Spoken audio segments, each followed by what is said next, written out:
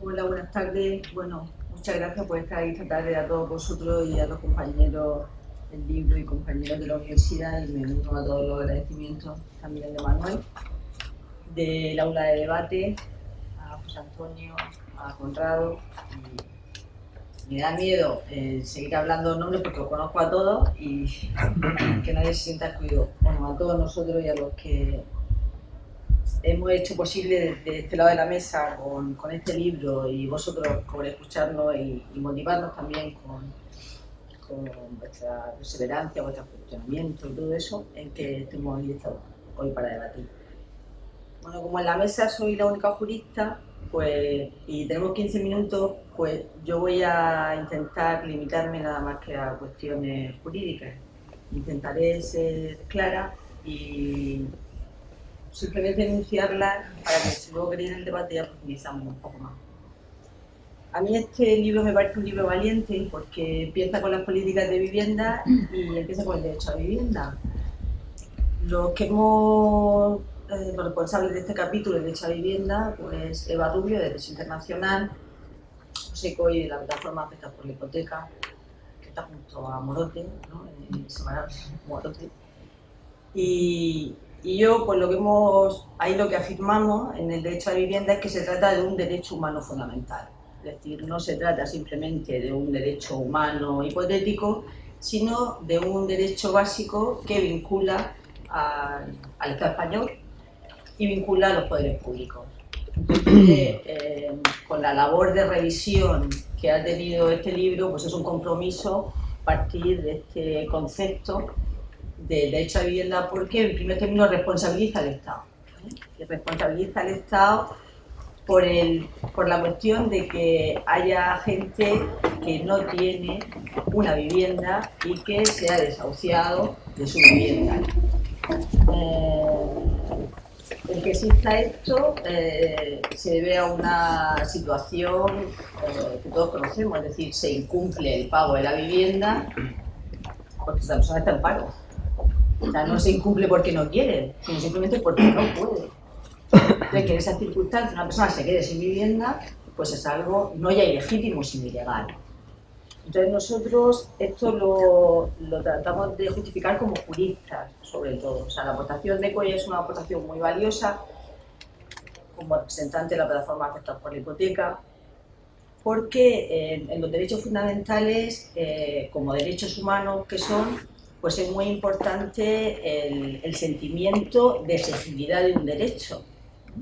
Entonces, si alguien se atreve a decir que el derecho a la vivienda no es un derecho básico para la dignidad de la persona, porque se encuentra en la calle una semana con su familia y sin techo. Eso aquí no lo puede decir la plataforma Afectados por la Hipoteca. Entonces, ha sido una aportación muy importante para nosotros, y los sociólogos ya hablarán más de este tema, ¿no? Pero la responsabilidad jurídica, pues, como es el tema de derechos humanos, pues tenemos derecho internacional y filosofía del derecho, teoría del derecho. Entonces nosotros pertenecemos a un sector minoritario, claramente, un sector doctrinal minoritario dentro del derecho internacional y dentro de la filosofía del derecho, que juntos los dos estamos confeccionando el que los llamados derechos sociales son derechos fundamentales de primera línea.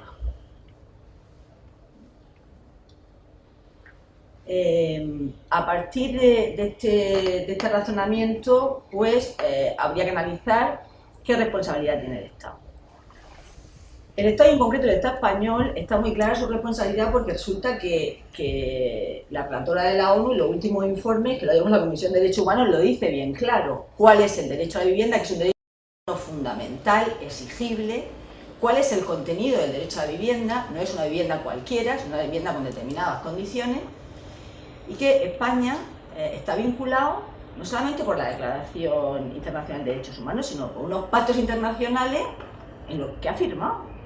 Y hay unos comités de derechos económicos, sociales y culturales muy relacionados, que eso lo explicamos muy despacio en el libro y muy exhaustivo, relacionados con otros convenios, con el convenio de derechos civiles y políticos, pero sobre todo con ese convenio, y unos comités que van analizando el grado de incumplimiento. Nosotros tenemos un grado de incumplimiento grave. Y no solamente eso, sino que en el último informe de la relatora, esto se ha llevado a la Comisión de Derechos Humanos. Entonces, primera cuestión que analizamos, porque la verdad es que las conclusiones le tuvimos que pedir el capítulo 2 veces a Manuel, porque claro, era la iniciativa legislativa popular haciéndose, pero que todavía no se había presentado. Todavía no había salido la sentencia de Luxemburgo, pero ya la relatora se había presentado ya por un juzgado de lo mercantil de Barcelona, una cuestión preliminar, y ya la abogada le había argumentado ante el tribunal y estábamos esperando sentencia. Entonces lo tenemos cogido por los pelos, por eso es lo que yo quiero aquí un poco ponerlo más al día, ¿no? Entonces la primera conclusión que sacamos, después de todo el análisis jurídico del libro, es que se trata de un derecho de obligado cumplimiento. La responsabilidad internacional del Estado la tiene, por supuesto. En el ámbito nacional, pues ya no solamente citar el artículo 45 de la Constitución donde lo dice, sino hacemos también un análisis muy minucioso para fundamentar que no solamente por este artículo, sino porque hay otro artículo que nos dice que todos los derechos que están contenidos en el título 1 se interpretarán de acuerdo a tratados internacionales firmados por España. Por no meteros más rollo, que ya lo podéis ver aquí, más rollo jurídico, ¿no? O sea, que es una obligación jurídica clara. ¿Que la están incumpliendo? Sí, la están incumpliendo. ¿Vale? Igual que, bueno, no me voy a saltar otras cosas luego en el debate, si acaso entre otras cosas, para poder plantear las cuestiones. Aparte de una responsabilidad jurídica, en ese sentido de que sea un derecho fundamental, tiene una responsabilidad por el daño que está causando a la ciudadanía. Y esa responsabilidad, cuando se le ha señalado desde Luxemburgo, le ha dicho, y esa responsabilidad no se salta con una indemnización, ni mucho menos. Pero es que ya sabemos, por otros autores, por economistas, por politólogos, por sociólogos, catedráticos de diferentes universidades españolas ejerciendo sus cátedras hoy día, pues ya sabemos que esta política de recortes que lleva a recortarnos derechos fundamentales es una política ineficaz y criminal. Y que esto de que una persona no pueda pagar y que la echen de su casa no es... bueno, es que me da hasta risa repetir los argumentos que dicen porque ha habido por encima de sus posibilidades. No, la realidad es que porque ha sido víctima de una estafa, y eso lo hemos estudiado los juristas ya, una estafa global, una burbuja financiera que cayó en connivencia los bancos con los políticos, y que se creó esta política financiera, tanto una burbuja de deuda privada como de deuda pública, que nosotros no teníamos nada que ver, y que ahora estamos pagando a costa de derechos básicos. Es decir, una responsabilidad jurídica y una responsabilidad política. Una responsabilidad política hasta el grado que un grupo de profesores de Derecho Constitucional, de catedráticos, ¿no?, sobre todo los de Cabo, de Madrid, pues en un libro que han sacado hablan de una revolución democrática. Es decir, esto es inadmisible. El golpe de Estado que se produjo con la reforma del artículo 135 de la Constitución hace 2 años, eso fue un golpe de Estado, hablando en términos jurídicos de teoría del derecho. O sea, ahí se cargaron el PSOE y el PP el Estado social de derecho. Y todo el dinero público se priorizó para pagar una deuda externa que jurídicamente está muy cuestionada. Pero ya no solamente somos los juristas, sino son los economistas, lo que nos están diciendo todos los días y todo el mundo. Es decir, el que no tenga claro eso ahora, me parece que nadie... Entonces nos estamos tragando un discurso pues totalmente ilógico. Entonces, esta responsabilidad política que lleva incluso, o sea, que legitima el que haya un nuevo referéndum constitucional, porque esta constitución ya no vale, con lo que le han hecho, no vale. Claro, a mí para hablar así me da mucha seguridad antes hablar con compañeros, ¿no? Porque esto que estamos viendo ahora, de que a la gente le eche de su casa y le viene un derecho fundamental por una deuda que no han contraído, por una estafa que han hecho a nivel internacional los políticos con los bancos y que encima el dinero se lo den a los bancos, ¿no?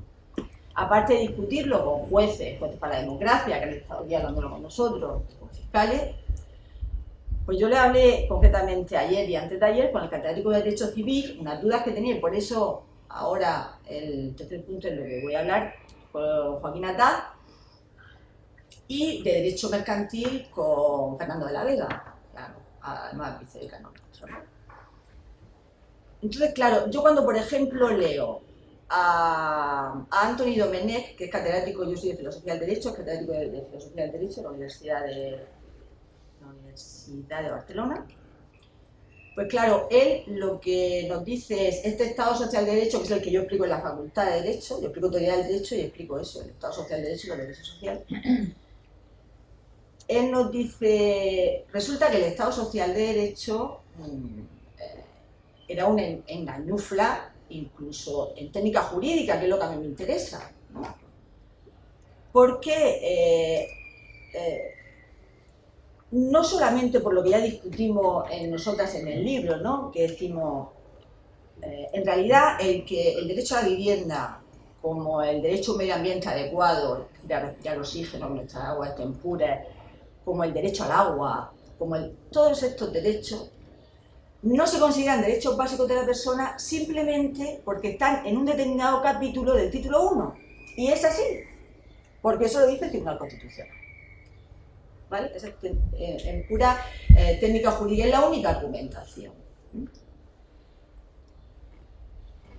Claro, cuando en esta lucha jurídica vemos que todavía desde el 78 hasta el 2013 no hemos sido capaces de que esos derechos sociales pasen de principios a derechos, porque esto de los derechos humanos, esto va por pasos, ¿no? Primero es una utopía, luego pasan al contenido constitucional y luego ya pasan a derechos fundamentales y ya son derechos protegibles, ¿no? Ya no habría dado tiempo a que estos derechos sociales pasaran a primer plano, sobre todo porque ahora estamos ya en los derechos ecológicos. Los derechos ecológicos no pueden existir si no hay derechos sociales. Es decir, un planeta verde para 4 es seguir en la misma historia. Entonces, el soporte de los derechos sociales ya no cabe que nos lo quiten, que es lo que ha pasado ahora por medio de un golpe de Estado. ¿Qué podemos hacer como solución? Yo, de lo que he visto hasta ahora, tenemos la iniciativa legislativa popular, estamos hablando en concreto del derecho a la vivienda, pero a la vez haciendo esta pirámide del por qué, ¿no? Porque a mí lo que me interesa es saber el por qué se ha llegado a esto, ¿no?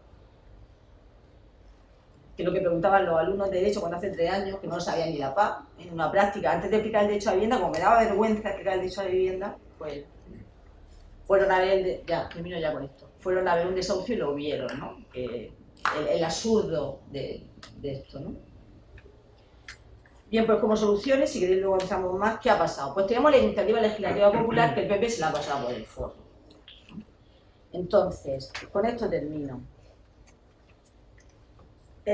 Lo mejor que yo he leído hasta ahora, la mejor respuesta que ha habido, claro, lo normal sería, ¿y por qué no hacemos una ley de vivienda? Y que la ley de vivienda modifique la ley hipotecaria, que es por lo que nos ha pegado el palo Luxemburgo, la ley de enjuiciamiento civil, que esto es muy importante, la ley de enjuiciamiento civil que hizo Aznar en el 2000, ahí fue cuando se produjo la quiebra que ahora nos han llamado la atención en Luxemburgo. Es decir, yo llevaba muchos desahucios, yo cuando empecé a ejercer llevaba desahucios como cualquier otra cosa, ¿no? Entonces, claro, ahí por lo menos lo que teníamos era que cuando a una persona le iban a desahuciar, como va por un procedimiento declarativo, aunque fuera una acción ejecutiva, pero la persona podía decir, oiga, que este es un estafador, que este contrato es abusivo, lo podía decir. Pero entonces con la reforma que hizo Aznar de la ley de enjuiciamiento civil, que me acuerdo que nosotros nos quedamos pasmados, ya no se puede decir nada. Aunque sea abusivo, no se puede decir nada, es un título ejecutivo inmediato. No paga y te quita la vivienda. Y ahí no pasó nada como no ha pasado nada con esta reforma. Pero eso hay que decirlo para entender por qué se ha llegado hasta aquí. Y la otra respuesta de la ley hipotecaria, que tanto se le dice que se tiene un siglo, no es tanto el problema de la ley hipotecaria. El problema es de que haya una ley de vivienda que adapte todo lo demás, porque la ley hipotecaria, recordemos que está en el derecho mercantil, no está en el derecho civil. Y el derecho mercantil empezó en el derecho de los mercaderes, y cuando lo cogió el Estado, curiosamente fue cuando se creó el Estado de Derecho, el Estado capitalista. Entonces fue cuando cogió el derecho mercantil, que era para ellos, tenían sus propios tribunales, y lo metió en la estructura del Estado. Y ahí ha estado jugando hasta el punto que el derecho bancario, que ayer lo hablaba con De la Vega, que es el catedrático de derecho mercantil, se ha ido apoderando tanto del derecho civil, que es lo que tenemos ahora.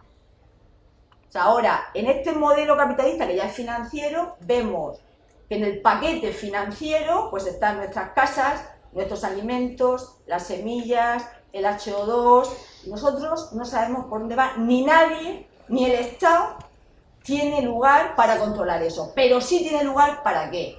Para quitarnos los derechos sociales. Porque si los derechos sociales fueran derechos de primera como tienen que ser, serían inembargables. Porque por mucha crisis que haya, si yo me quiero divorciar, mañana voy al juego y presento a mi demanda de divorcio, a mí me divorcian.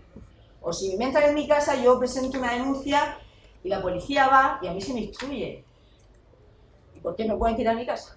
Sobre todo con esta maniobra de estafa, que es la que se ha llevado a cabo. Entonces, estos eran los puntos que quería poner de manifiesto y ya, pues si queréis en el debate, pues vamos a ver. Muchas gracias, Teresa. Tiene la palabra.